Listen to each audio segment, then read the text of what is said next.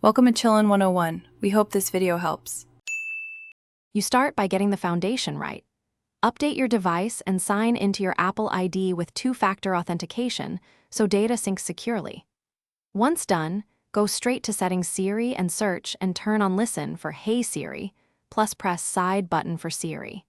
You do this because the assistant requires the newest system intelligence hooks and account sync to personalize responses. Enabling both triggers the first registration and local voice model download, so Siri can begin to learn your voice.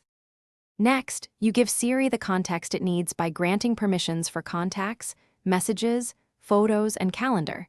That's how Apple Intelligence personalizes replies.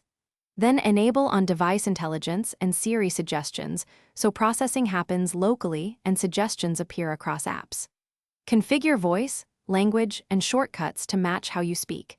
Make sure Allow on Lock Screen is set if you want quick access. These steps tune accuracy and privacy. Local models speed responses, while permissions let Siri pull relevant info when you ask. Finish by restarting your device and running a set of varied queries, calls, calendar checks, and photo searches, so Siri adapts to your phrasing. If responses are wrong or features don't appear, make sure your online Apple ID and iCloud sync are active and language settings match your speech pattern. If problems persist, toggle on device intelligence or Siri off then on, or reset Siri settings. That often clears corrupted models. One key tip: test after each change so you isolate which setting fixed or broke behavior. Thanks for watching.